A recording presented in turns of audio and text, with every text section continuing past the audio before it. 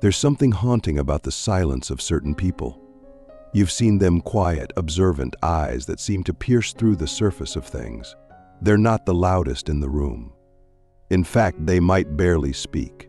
But their presence is undeniable. They're the ones who notice things no one else sees. They feel what others can't articulate. They carry a knowing often unexplainable, often unwelcomed. Carl Jung wrote about them not as a type among many, but as a warning. He spoke of the intuitive introvert with a kind of reverence and a kind of fear. Because what he discovered was that this type of person is cursed not by society, not by others, but by consciousness itself. This video isn't just about introversion. It's not about personality types or cute online quizzes. It's about something far deeper. The existential burden of knowing too much, too soon, and too alone. Let me ask you something right away. Have you ever sensed the truth of a situation before anyone else did, but found yourself unable to explain it? And worse, when you tried, you were met with confusion, doubt, or even ridicule. That's not just frustrating, it's isolating. Jung called this the burden of inner vision. Intuitive introverts don't just think deeply, they perceive deeply. They pick up on unconscious signals, emotional undercurrents, symbolic meanings. They live between the lines, beneath the surface, outside the noise. But there's a cost to this kind of perception, because when everyone else is dancing in the light of consensus reality, and you're standing alone in the shadows whispering, this isn't real, you become the outlier, the stranger, the warning that no one wants to hear. And what happens to people who warn others of things they're not ready to face? They are ignored, silenced, or destroyed. Click subscribe to this channel to get more profound insights. Carl Jung's darkest insight might be this: the more awakened your perception, the more alienated you become. Think about that. In a world that runs on performance, simplicity, and binary thinking, the intuitive introvert is a glitch in the system. They don't fit. Their depth is threatening. Their silence makes others uncomfortable. Their insights are often decades ahead of collective understanding, and instead of being valued, they are often dismissed. Why? Because truth is rarely welcome when illusions are profitable. It's easier to call someone too sensitive than to question why they're hurting. It's easier to say you're overthinking than to face the complexity they're revealing. Intuitive introverts aren't disappearing, they're retreating. Not because they're weak, but because they're tired. Tired of explaining what can't be explained. Tired of feeling too much. Tired of seeing things fall apart that everyone else insists are still whole. Here's a question that might stay with you. What happens to a person who sees truth but lives in a world that rewards the lie? Jung believed that this tension creates an unbearable psychological conflict. For the intuitive introvert, life becomes a paradox. You feel compelled to speak, but you know you won't be understood. You long for connection, but you can't stand superficiality. You crave meaning, but you're surrounded by distraction. And so you withdraw not out of arrogance, but out of self-preservation. You stop explaining yourself. You stop trying to be understood. You start living in your inner world more than the outer one. And while others chase dopamine and validation, you sit with the uncomfortable questions that no one wants to ask. Why am I here? What is the point of any of this? Is anyone else awake in this dream? But here's where the curse deepens. Because withdrawing into your inner world doesn't solve the problem, it intensifies it. Jung warned that when the intuitive introvert turns away from the world, they don't find peace, they find the shadow, the unconscious, the parts of themselves that have been repressed and ignored. And unlike others, intuitive introverts don't just encounter the shadow, they merge with it. They become consumed by it. They analyze it, dream it, write it in journals no one will ever read. They begin to see how much of the world is built on denial. And once you see it, you can't unsee it. That's the curse. You walk through life knowing that the smiles are often masks, that success is often hollow, that love is often conditional. And you wonder, is it better to know and suffer, or to be blind and content? Jung didn't offer easy answers. He didn't say just meditate or just think positive. In fact, he believed that the purpose of life is not happiness, it's individuation. Becoming who you truly are. And for the intuitive introvert, that path is especially brutal. Because becoming who you are means walking away from who the world told you to be. It means losing people, losing certainty, losing comfort. But it also means gaining something rare, the ability to see not just reality, but truth.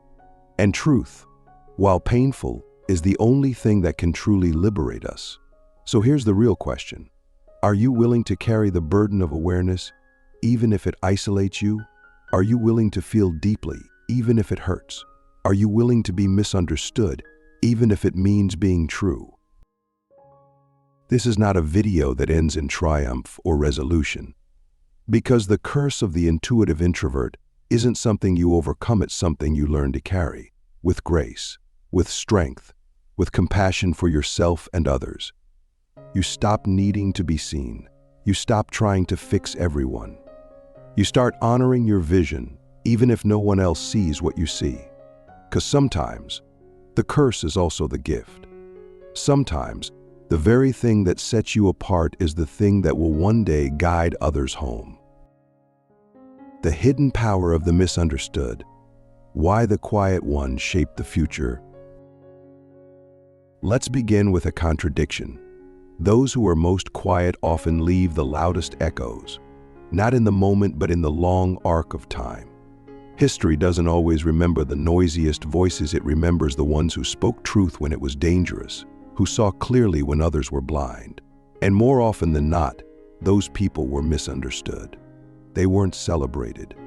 They were ridiculed, dismissed, or exiled. And yet they planted seeds that would later grow into revolutions of thought, of spirit, of human advancement. Carl Jung understood this intimately. He didn't see the intuitive introvert as weak or ineffective.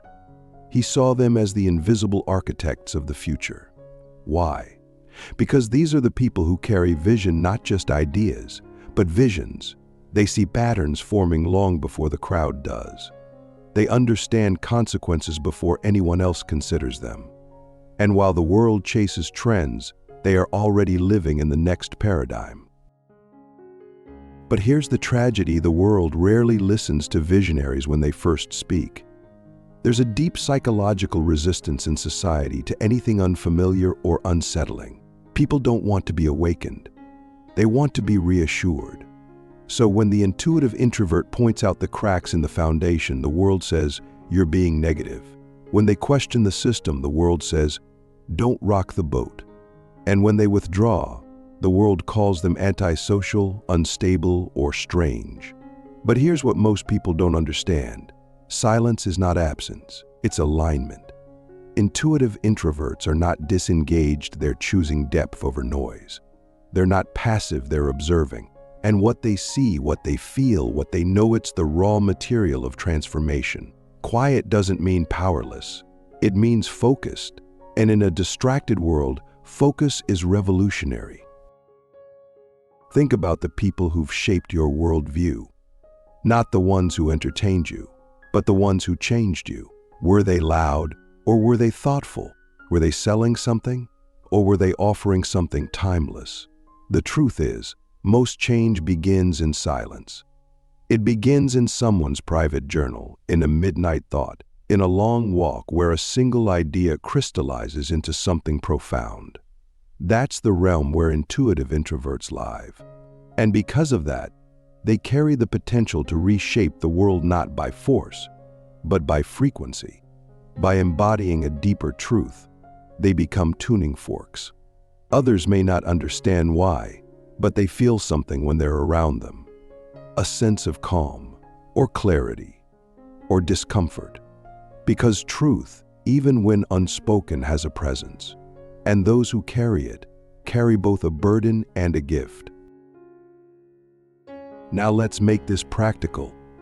If you're someone who resonates with this, if you felt invisible, unheard, or misunderstood, understand this one truth.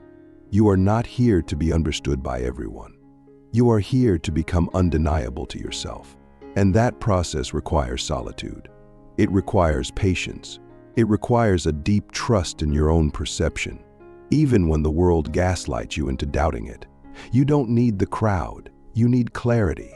You don't need applause. You need alignment. And paradoxically, the more you honor that quiet strength within you, the more impact you'll have on others who are secretly waiting for someone like you to give them permission to be real. You don't change the world by shouting. You change it by being the first to live what others are afraid to believe. So here's the final question for this part of our journey. What if the thing that makes you feel most out of place is actually your power? What if your way of seeing the world, though isolating now, is precisely what the future needs to survive? Jung believed that the individual, not the collective, is the key to transformation.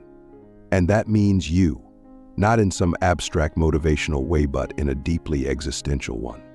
Your quiet observations, your deep insights, your refusal to conform, these are not defects, they are data. They are psychic information that the world has not yet evolved enough to process, but it will. Slowly, painfully, inevitably. And when it does, the ones who stayed true in silence will become the ones others finally turn to, not as saviors, but as reminders of what it means to feel, to know, and to be. The loneliness of inner truth, why awakening feels like dying before you're reborn.